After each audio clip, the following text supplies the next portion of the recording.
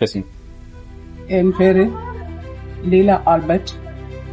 நான் குழந்தையசு திருத்தலத்துல இருந்து குழந்தையசு பங்கு தளத்துல இருந்து வந்திருக்கு, சாந்தி நகர்.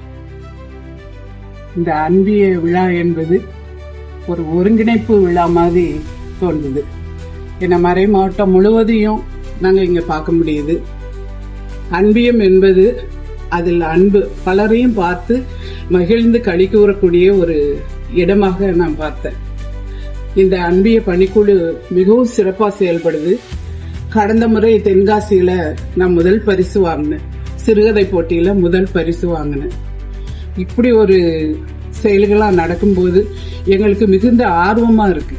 இதுல பணி செய்யணும், மற்ற மக்களை போய் சந்திக்கணும், நோயாளிகளை சந்திக்கணும், மற்ற கிராமங்களுக்கு போகணும் அப்படின்னு சொல்லி இந்த அன்பிய பணிக்குழு வழியாக அவர்களோடு இணைந்து பணி செய்ய நாங்க முன்வந்திருக்கோம்.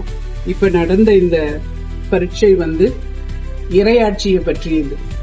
அதனால ஆண்டவருடைய இறையாட்சி பூமி முழுவதும் மார்க்கு நற்செய்தி 16ஆம் அதிகாரம் 15வது வசனத்துல ஆண்டவராய் இயேசு இந்த உலகத்தை விட்டு செல்லும் போது உலகெங்கும் சென்று படைப்புக்கலாம் நற்செய்தியை பறைசாற்றுங்கள் என்று சொல்லி திருத்துதர்களுக்கு சொன்னாரு.